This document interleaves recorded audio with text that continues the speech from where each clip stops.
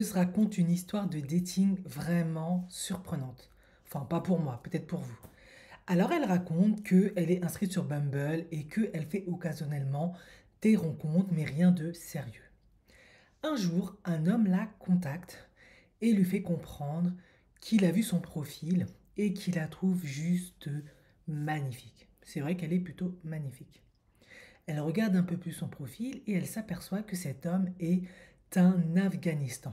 Bien évidemment, au départ, elle a pensé qu'il était arabe, voilà, du Moyen-Orient, et puis en échangeant avec lui, il lui a dit qu'il était Afghanistan.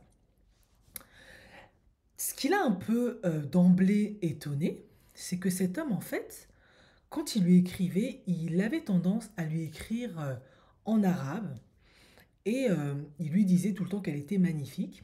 Donc ce qu'elle explique, c'est que visiblement, il vivait au Royaume-Uni, et elle vit aux États-Unis à Houston. Bon, elle se dit, ben, c'est un peu étonnant euh, que son profil s'intéresse au mien, mais bon, fermons pas la porte, essayons de voir ce qu'il en est. Elle explique que cet échange a duré 2 semaines, mais ce qui était particulier, c'est que tous les jours, quand il lui écrivait, il lui écrivait en arabe. Il disait qu'elle était magnifique, qu'il adorait les femmes noires, etc. Que son ex était une femme noire, qu'il adorait ça. Mais surtout, il avait tendance à lui écrire en arabe des prières tous les jours. Tous les jours, il lui écrivait des prières en arabe et il lui écrivait en arabe. Bon, c'est un peu bizarre parce qu'il parle anglais, mais bon, allez savoir. Et quand elle lui a demandé, mais en fait, pourquoi tu m'envoies des prières, etc., en arabe, les musulmans, vous avez compris, ben, il expliquait ben, qu'en fait, la famille, c'est extrêmement, extrêmement important pour lui et que ben, il prie pour elle et sa famille. Donc, tous les jours, en gros, c'était comme ça. Donc, ils ont échangé de fil en aiguille, etc. Et ben, il a été un peu convenu de se rencontrer. Bon, elle, c'est une femme, ben, vous avez vu comment elle est, hein, c'est une femme moderne, indépendante, une vraie femme noire qui aime les tissages, qui est voluptueuse, etc., qui s'aime comme elle est et qui s'assume. Du coup, ben, elle aime mener sa vie librement, sans se prendre la tête, comme toutes les jeunes femmes modernes. Et du coup, elle envisageait d'aller faire des vacances, 4 jours, avec des amis. Et du coup, elle lui en parle. Pourquoi elle lui en parle? Parce qu'elle lui fait comprendre, bah, durant cette période, on va pas pouvoir s'échanger tous les jours comme on le fait. Parce que moi, quand je suis en vacances, j'aime pleinement être avec mes amis, profiter de chaque instant, lâcher prise, ne pas me prendre la tête, etc. Voilà, moi, j'aime bien les gars, mais voilà, je me prends pas non plus la tête de ouf. D'autant plus que ben, elle ne le connaissait que depuis une semaine. Et là, il commence à lui dire que ça lui plaît pas, qu'elle part en vacances avec ses amis et qu'elle ne fasse pas de lui sa priorité. En effet, il considère qu'ils échangent ensemble, que ça a l'air de bien matcher entre eux, qu'elle pourrait plaire à sa famille. Et du coup, lui, il n'aime pas du tout le fait qu'il ne fasse pas d'elle sa priorité. De lui sa priorité, je crois plutôt que c'est ça. Et elle, c'est à ce moment-là qu'elle se dit, c'est bizarre, ça lui fait un petit red flag. Et du coup, elle se dit, c'est bizarre. Mais c'est pas vraiment ça qui l'a vraiment fait travailler. C'est qu'en fait, il avait tendance à lui dire, en anglais, hein, on va dire, parce qu'il parlait aussi anglais par moment, euh, il avait tendance à lui dire, tu es délicieuse, tu es délicieuse, tu es délicieuse, tu es délicieuse. Du coup, elle, à un moment donné, ça lui a fait bizarre, parce qu'elle s'est dit, bon, là, on va revenir sur les basiques. Moi, je suis une femme noire. Quand un non-noir, et même un homme noir, me dit je suis délicieuse, ben ça me fait warning, warning, warning. Parce que je me dis, est-ce que tu me dis ça parce que tu veux coucher avec moi ou ça veut dire autre chose?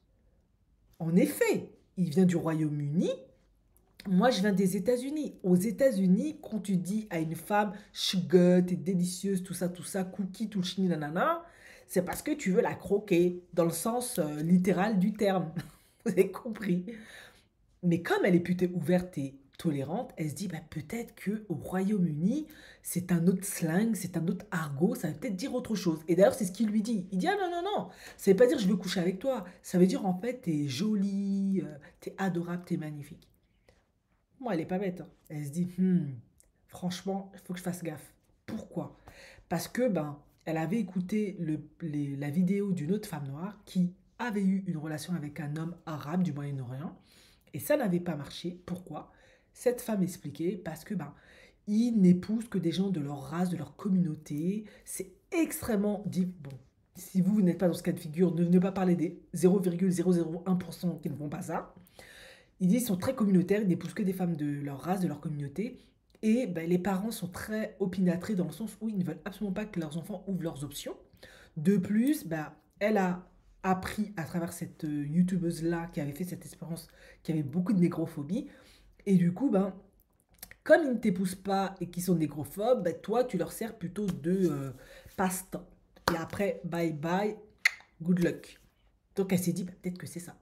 Donc elle lui fait comprendre et lui dit non, ça n'a rien à voir, etc. Ça veut dire en fait t'es jolie. Elle dit ok, peut-être que culturellement c'est différent aux États-Unis. Effectivement, peut-être que là où lui vient, ça veut dire autre chose que je veux coucher avec toi.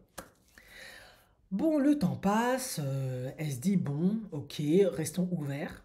Et un jour, ils échangent toujours durant les intervalles des 2 semaines. Elle reçoit un message sur son WhatsApp, hein, parce que à un moment donné, il voulait faire un FaceTime, beaucoup plus aller en profondeur. Au début, elle était réticente, mais au bout d'un moment, bah, ça s'est fait.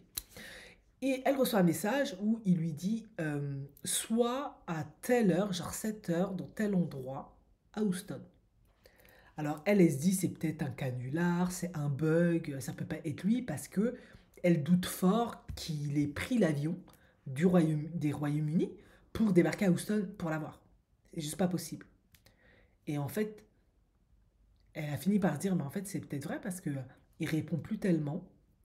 Probablement parce que le numéro des États-Unis, Angleterre n'est pas le même. Et peut-être parce que, voilà. Et à un moment donné, bah, il échange avec elle. Et il lui fait comprendre, si, si, je suis vraiment aux États-Unis, je suis vraiment à Houston parce que j'ai de la famille. Et du coup, j'aimerais te voir ce jour-là, à telle heure, etc. Donc elle est complètement choquée parce qu'il ne l'a pas prévenue. Mais elle reste ouverte, elle est super surprise. Elle se dit, bon, il est vraiment déter pour me voir. Et du coup, elle se dit, bon, ben, pourquoi pas. Ça lui fait un peu peur, carrément beaucoup, parce qu'elle se dit, ouais, mais imagine, c'est un tueur en série, un psychopathe, un fou, je sais pas, c'est chelou. Mais bon, elle est quand même rassurée parce qu'il ne choisit pas de venir la voir à son hôtel, il lui donne un lieu public et un lieu plutôt select, un très bon restaurant chic. Du coup, ben, elle se dit, ok, on va y aller, il est là, pourquoi pas. Ça peut être une belle histoire d'amour, faut pas être fermé. En effet, effectivement, on dit beaucoup de choses sur les personnes arabes du Moyen-Orient, mais peut-être qu'effectivement, c'est un homme qui aime vraiment les femmes noires, et ça peut peut-être marcher. Donc, pour le coup, le jour J, la veille, bon, comme vous le voulez, elle se prépare, elle va acheter une robe magnifique, vraiment qui la met en valeur. En plus, elle a un décolleté, vous l'avez vu. Top. Talon, elle sort le grand jeu. Non, vraiment, elle blague même pas. Elle se dit, je vais tellement lui faire effet que... Voilà. Et elle va au rendez-vous. Bien évidemment, homme galant qu'il est pour le coup, il lui envoie un Uber qu'il a payé, son chauffeur Uber, machin, qu'il a payé. Elle se rend au rendez-vous. Elle dit que c'est un restaurant très chic, ambiance au top. Elle est traitée comme une reine qu'elle mérite d'être. Non, je rigole. Elle est traitée comme une reine et il est là. Elle explique que durant le repas, grosso modo, ça se passe très bien. Ils échangent comme si ils avaient été mariés, enfin mariés, entre guillemets, ils se connaissaient, excusez-moi, depuis des lustres. Vraiment, il y a une bonne alchimie, il y a une affinité qui se fait naturellement. Sauf que, ce serait trop beau pour être vrai, à un moment donné, son téléphone sonne. Qui est-ce? C'est sa mère. En effet, sa mère l'appelle pour savoir si elle va bien, etc. Bon, peut-être qu'elle a dit à sa mère, maman, j'ai rendez-vous avec un gars. Si tu veux pas que je finisse dans les true crime, dans les faits divers, parce qu'on m'a attrapé, coupé, foutu dans une valise et jeté dans le fleuve, appelle-moi pour t'assurer que tout va bien, que je suis toujours vivante. Peut-être c'est ce qu'elle a fait. Du coup, sa mère appelle, elle décroche, elle dit que ça n'a même pas excédé 1 minute. Oui, maman, ça va, je te rappelle, je suis en train de manger, tac, tac, tac, elle a raccroché. Tout de suite, Elle dit, il a changé de visage, l'ambiance a changé, complètement switché. Et il lui dit, c'est pas poli ce que t'as fait, j'apprécie pas. Elle dit, pourquoi, qu'est-ce qu'il y a, qu'est-ce que j'ai fait de faux? Oui, pendant qu'on est ensemble là, à ce dîner, à ce date, t'as pas à décrocher ton téléphone pour parler à qui que ce soit, même si c'est ta mère, tu dois me donner la priorité. Je dois être la personne sur qui tu dois te focuser. Et du coup, il n'est pas content, il lui prend la tête par rapport à ça. Et elle, elle est très mal à l'aise parce qu'elle n'a pas le sentiment d'avoir fait quelque chose de faux. Elle ne comprend pas, elle commence à se sentir mal, culpabilité, etc. Technique super bien utilisée dans le contrôle coercitif. Et du coup, elle se sent mal parce qu'elle se dit est-ce que j'ai fait quelque chose de faux, etc. Elle se sent pas bien, elle se dit mais c'est quand même ma mère. Bref, elle ne comprend pas. Parce qu'elle se dit mais ça fait que 2 semaines qu'on se connaît. En quoi devrais-je te donner une priorité absolue? Et de plus, pourquoi en plus elle était encore plus mal à l'aise, c'est parce qu'il lui disait tout le temps tu vas plaire à ma famille, etc., etc. Sauf que, détail important que j'avais oublié de vous raconter, alors là c'est trop important, c'est qu'en fait au moment où elle arrive au rendez-vous et lui, il l'attendait au lieu dit du restaurant, bah elle était en robe super magnifique, avec talons, etc. Tout le tintouin, top. Pendant qu'un autre homme, il lui aurait dit oh, t'es superbe, t'es magnifique, oh, t'es divine, il lui aurait fait un bouquet de fleurs tout le temps, toi, lui, elle s'est dit il va être super impressionné, il va tomber littéralement. Mais c'est pas ce qui s'est passé. Ça, j'avais oublié de vous le raconter. En fait, il a changé de visage aussi à ce moment-là. Il n'a pas du tout aimé sa tenue. Et il lui a fait remarquer. Il lui a dit en fait, je trouve que t'es trop plantureuse, t'es trop sexy. J'aurais aimé que tu portes quelque chose de beaucoup plus conservateur. Bon, l'effet pour la première fois n'a pas marché. Et ensuite, il y a eu cette histoire de restaurant avec la maman où il se plaint qu'il n'a pas eu la priorité parce qu'elle décroche quand sa mère l'appelle, etc. Alors qu'ils se connaissent que 2 semaines, c'est leur premier date, ils se sont échangés uniquement par message. Lui, pour lui, c'est la fin du monde. Il n'est pas content parce qu'elle ne fait pas de lui sa priorité. Elle s'excuse, elle est confuse. Et du coup, ben, il mange de manière robotique, sans trop échanger de mots, etc. Et puis finalement, ben, comment se finit le repas? Il lui fait quand même comprendre que ben, il n'est pas sûr en fait que ça puisse coller entre eux, qui ne sont pas à avoir beaucoup d'affinités de points communs. Et ben, peut-être que ils devraient s'arrêter là. Et ils se séparent et ils sont. Alors elle, bien évidemment, elle est un peu déçue. Elle se dit ben, peut-être qu'il va me rappeler, qu'il va me contacter, etc. Et quand elle arrive ensuite chez elle, elle en parle à ses amis et eux, bon, ils lui disent oui, mais ça se fait pas, c'est pas correct, t'aurais pas dû décrocher. Moi, personnellement, je suis désolée, quelqu'un t'appelle durant un date, tu peux décrocher, je suis désolée, je vois pas pourquoi tu le ferais pas. Tu n'as pas non plus parlé 10 minutes, 20 minutes, c'était juste 1 minute, 1 seconde pour dire à ta mère que tout va bien. Je trouve que c'est correct. Bref, chacun ses sensibilités, on va dire les choses comme ça. Chacun son éducation, sa perception, ses valeurs. On va dire les choses comme ça. Moi, ça m'aurait pas offusqué. Mais bon. Et du coup, ben, ça s'est arrêté là. Maintenant, quelques temps plus tard, elle est partie au Royaume-Uni avec ses amis, là où lui il était, pour visiter, parce qu'elle voyage toujours avec ses amis, mais il n'était plus intéressé, il ne voulait plus donner suite, et ça s'est arrêté là. Elle a été un peu déçue, voire même beaucoup, mais finalement, elle s'est quand même dit, après tout, cet homme, je le connaissais depuis 2 semaines, et en fait, il m'a demandé d'être sa priorité à chaque fois. Il m'a fait comprendre que je n'avais absolument pas le droit de vivre librement, d'aller voir mes amis, d'aller en vacances, alors qu'on se connaissait que de 2 semaines par échange euh, Bumble, WhatsApp. Et en plus, il n'était pas content parce que j'étais trop sexy. Donc, elle s'est dit, je vais surtout pas pleurer pour un homme comme ça. Et elle a parfaitement raison. Alors moi, j'ai donné mon avis sur la question. Mais déjà, euh, elle a raison. Tout ce qu'elle a observé, analysé, c'était pas normal en fait. Déjà, le premier red flag que moi j'ai vu d'emblée. Pourquoi toi, tu vois une TikTokeuse, parce qu'elle a mis dans son profil ce qu'elle faisait, hein, très certainement, ou en tout cas tu vois sur Bumble une femme qui est moderne avec des tissages, une femme noire. Elle a une tenue plutôt sexy, voilà. Femme qui s'assume dans tout ce qu'elle est, sa féminité, etc. Pourquoi toi, si t'as un musulman super conservateur, tu contactes cette femme-là en fait? Je comprends pas. Ça n'a pas de sens. Déjà, pour moi, il y a ça. Maintenant, admettons que tu es peut-être un homme très conservateur, mais tu es ouvert d'esprit et tu te dis, carpe diem, on ne sait jamais. D'accord, pas de souci. Tu contactes cette femme parce qu'elle te plaît, tu as eu un gros coup de cœur, même si elle est en antipode de tes valeurs, de tes principes. Maintenant, quand tu échanges avec elle, pourquoi tu lui envoies, ça je comprends pas, tous les jours des prières musulmanes en fait? Je trouve ça profondément impoli, irrespectueux, profondément narcissique. En effet, parce que tu pars du postulat que toi, en tant qu'homme Afghanistan, arabophone, musulman, tu pars de postulat que ta religion est tellement meilleure que, cette femme, que celle de cette femme noire-là, que si tu l'envoies tous les jours tes versets, ça va forcément lui faire plaisir et ça va te donner des points.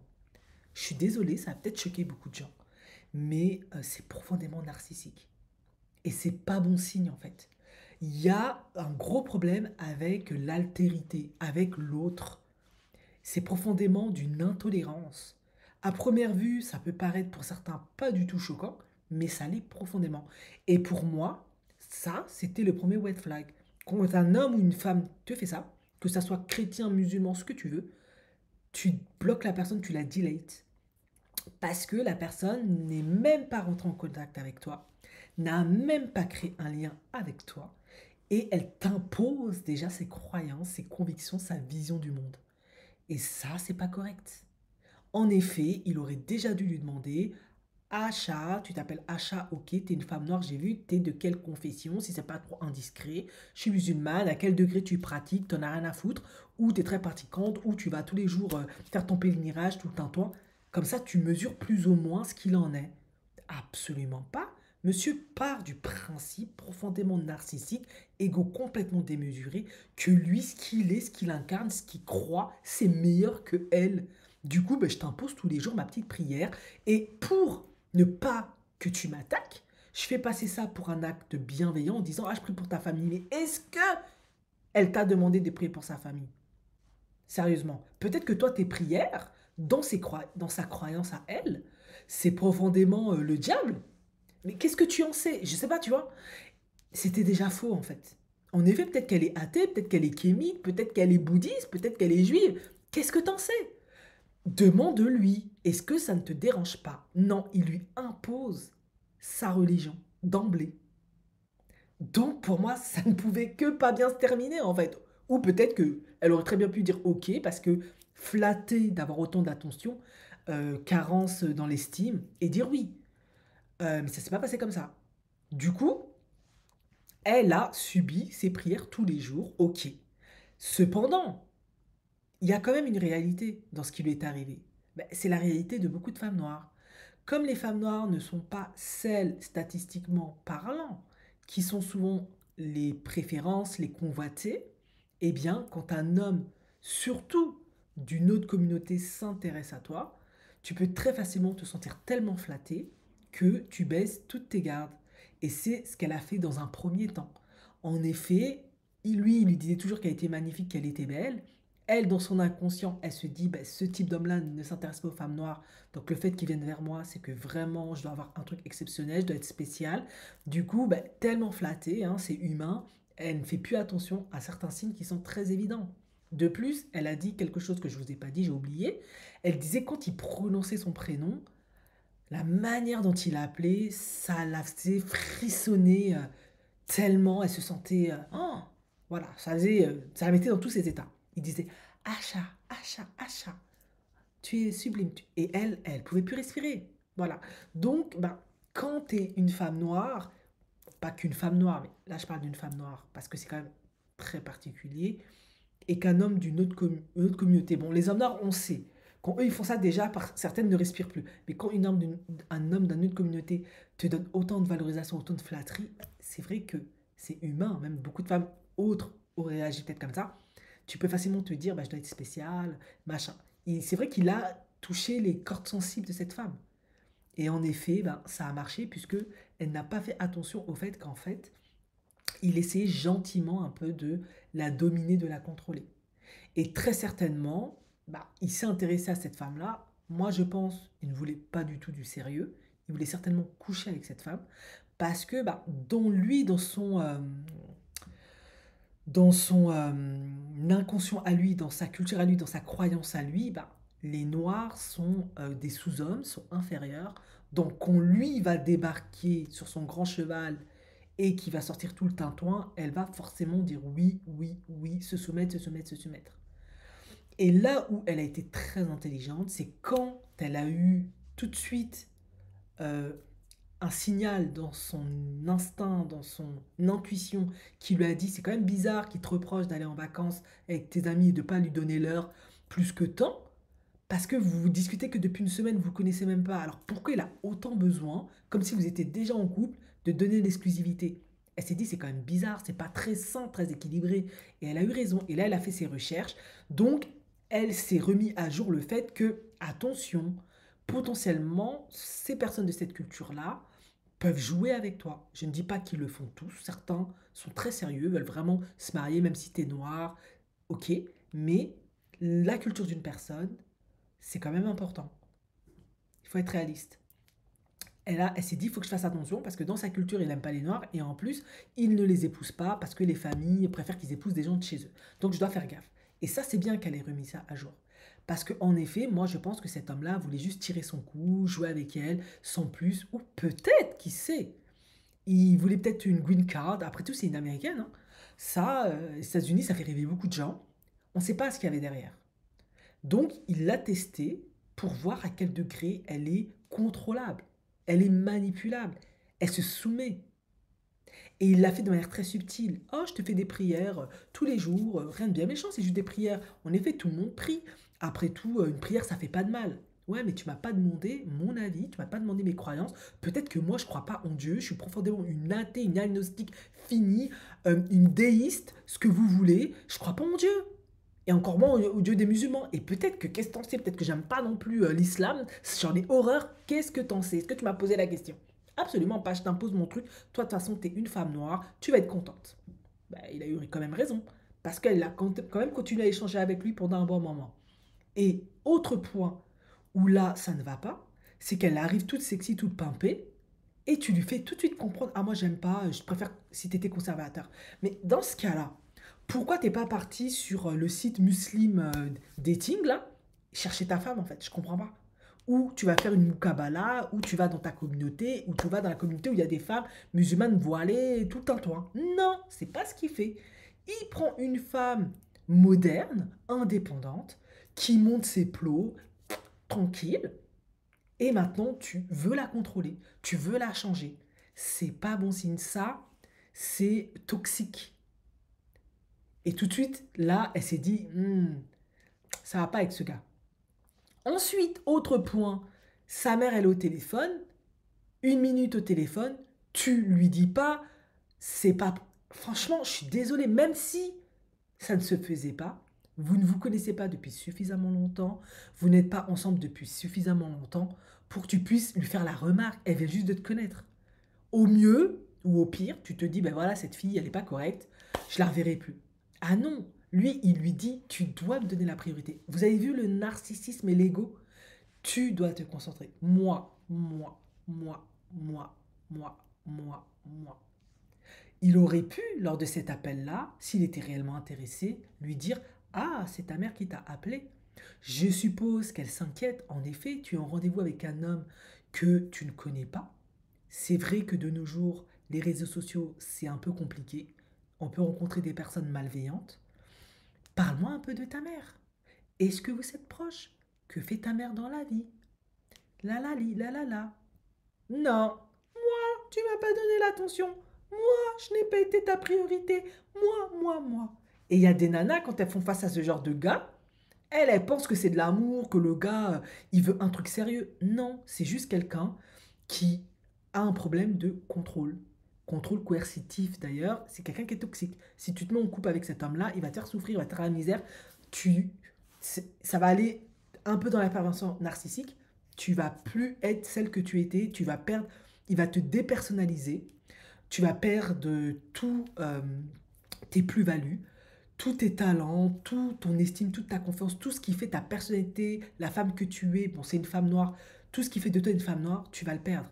Parce que lui, il veut te façonner, il veut te contrôler. Ce n'est pas toi, ta personnalité, ton humanisme qui l'intéresse, c'est ce qu'il veut que tu représentes pour lui.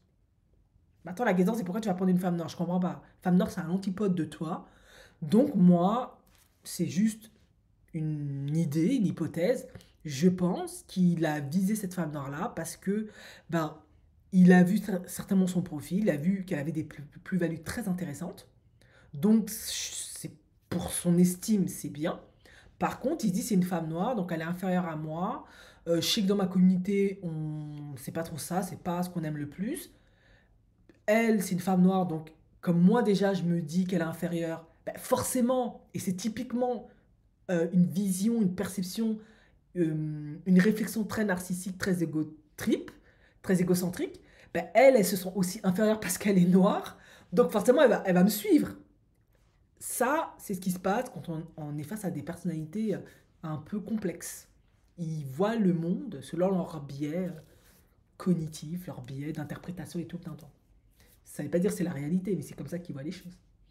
Et du coup, ben, elle va être contente que moi je débarque, etc. Manque de peau pour lui. Pourquoi finalement il n'a pas donné suite? Parce qu'il s'est rendu compte que c'est une femme. Il s'est vite rendu compte. Il ne pourra pas contrôler cette femme-là. En tout cas, pas cette femme noire-là, pour le coup.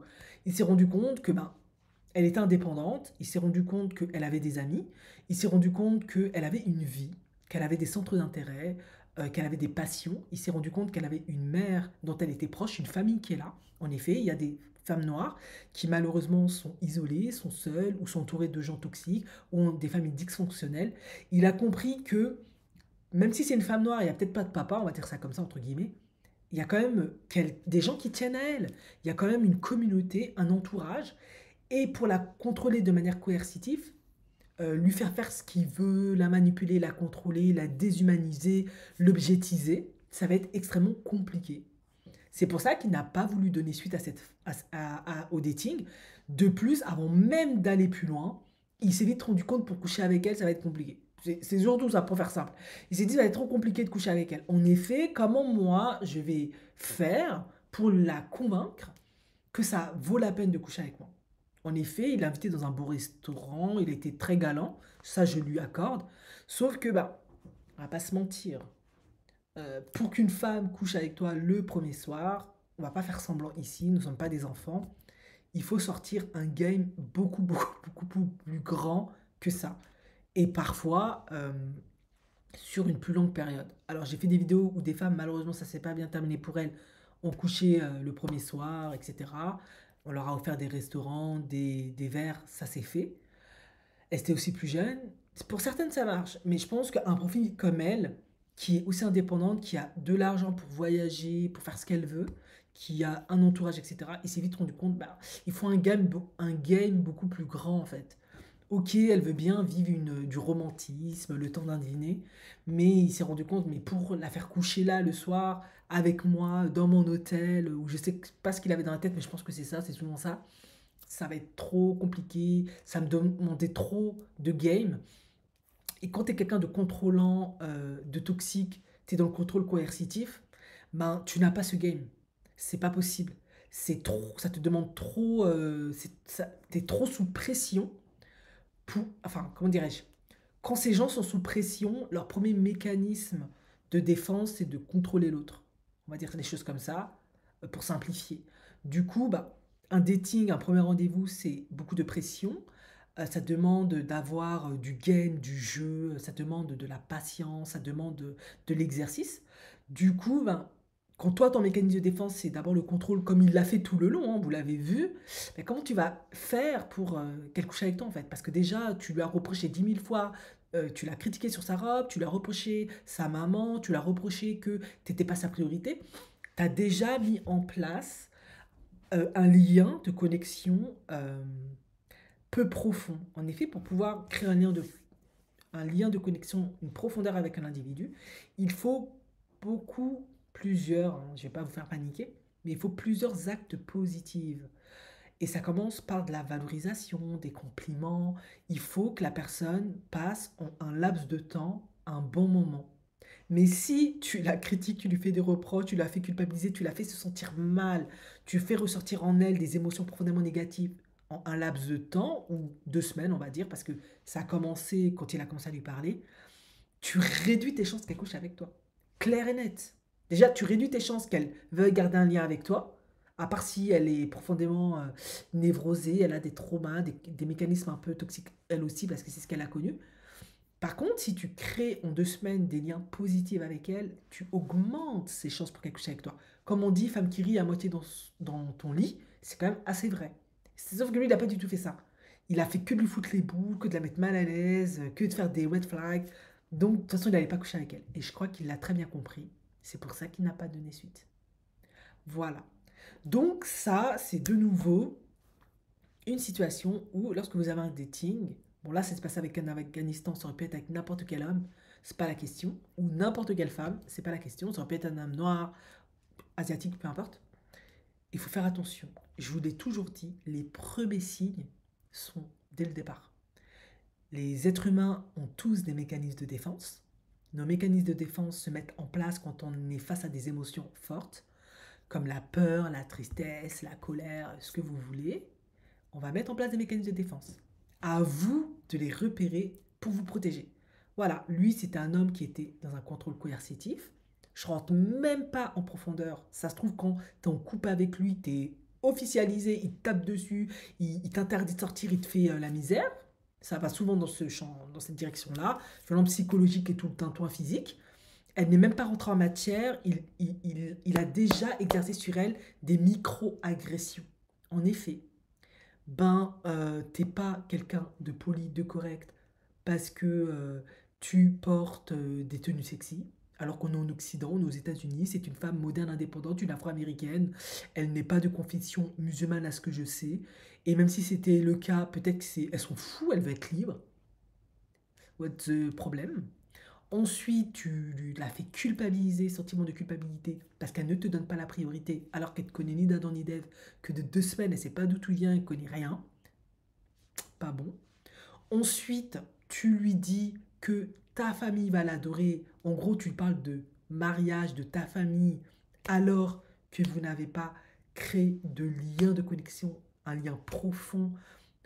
Non, vous êtes que à la phase de connaissance. Gros problème. Donc, vous voyez, tout ça, il faut en tenir compte lorsqu'on fait des datings. C'est très très important. Ça évite de vous tromper. Ne vous fiez pas aux apparences, ne vous fiez pas au fait qu'ils vous disent que vous êtes magnifique, etc., etc.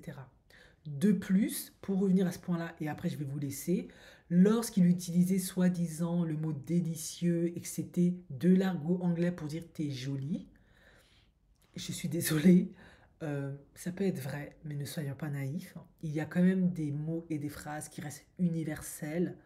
On dit d'un plat qu'il est délicieux dans toutes les langues du monde. Je suis désolé. Quand tu utilises ça pour un être humain, ça ne veut pas dire tu es jolie pour moi. Il faut arrêter de faire semblant. Ça veut dire tu veux coucher avec cette personne. Ça, c'est le langage universel. Mais voilà, c'était aussi de la manipulation. Parce que bien évidemment, quand tu ne connais pas quelqu'un, tu connais quelqu'un que depuis 2 semaines, tu vas pas lui dire en fait, j'ai envie de coucher avec toi. Et non. Et ça, c'est vraiment des red flags. Je suis désolée. À un moment donné, je sais que tout le monde a sa langue, sa culture, ses us et coutumes, mais on a quand même tous des choses qui nous relient. Nous sommes des êtres humains, nous sommes dans l'humanité. Ça ne peut pas diverger à tout point de vue. Je suis désolée, nous ne sommes pas des extraterrestres.